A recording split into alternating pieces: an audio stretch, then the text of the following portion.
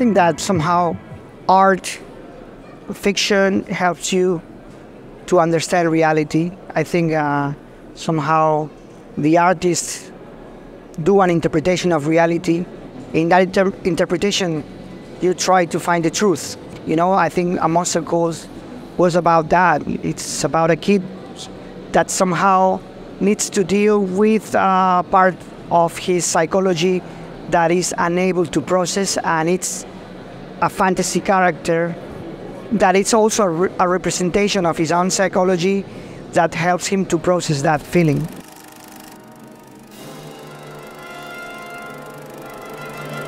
Genre films, fantasy, it's a tool to understand what's going on in reality. Sometimes it gives you a distance, so you can understand things that you have right in front of you in a way that you will not understand or you will not be able to process without that element of fantasy.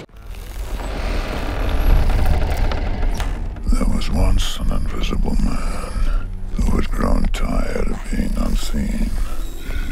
It was not that he was actually invisible.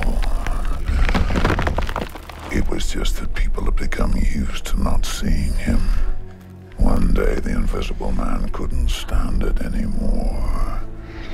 He kept wondering, if no one sees you, are you really there at all? What did the invisible man do? He called for a monster.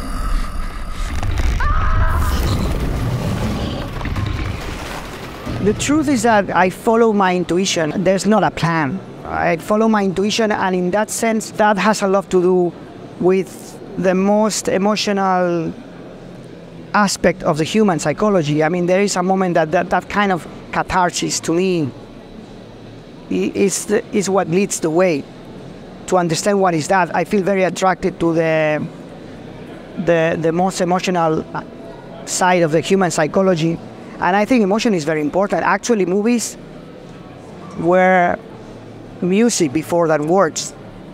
I mean, music was played before than playing words in cinema. So I think that in that sense, cinema has a lot to do with that kind of emotion.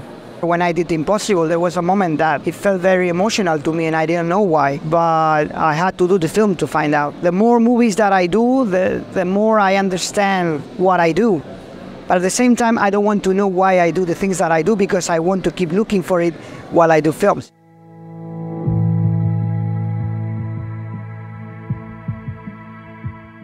Every film is different, and I think somehow the kind of approach that you have in a film has a lot to do with the previous film. So the previous film leaves you with a very specific mood or spirits that will have an impact in your next film.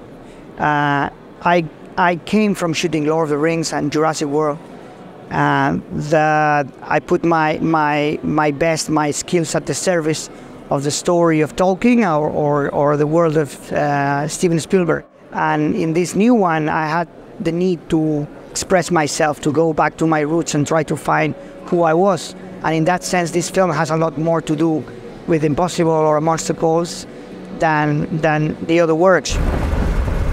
¿Qué pasa?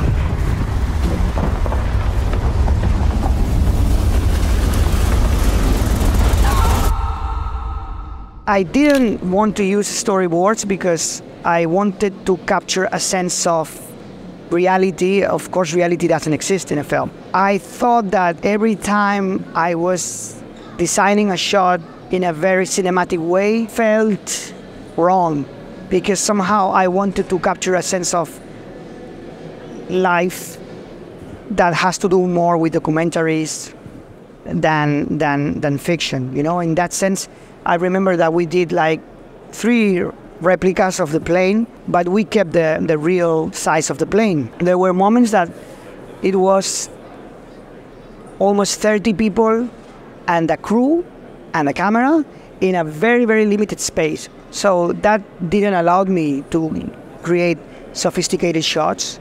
And every time I did a sophisticated shot, the movie was rejecting that. There was a sense of something that felt preconceived. And I was avoiding all the time this feeling of making a film that felt designed or written before the set.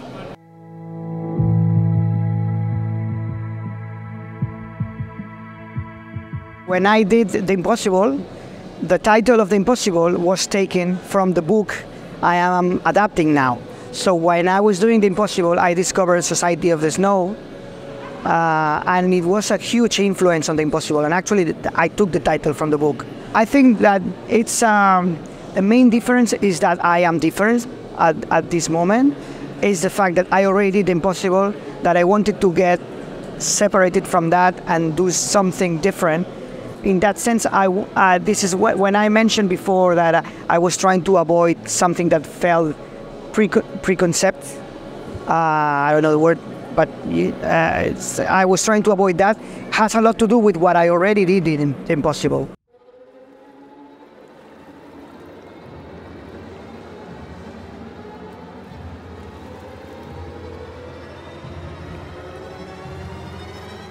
I wanted the movie to feel different. I changed all the head of departments.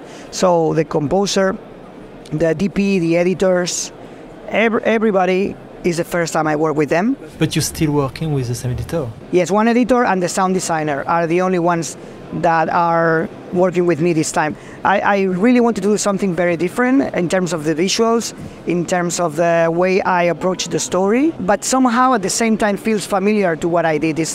I would love to consider that it's a step forward in what I already did in The Impossible. So some of the main themes that were playing in The Impossible, especially at the end, are more developed in this one.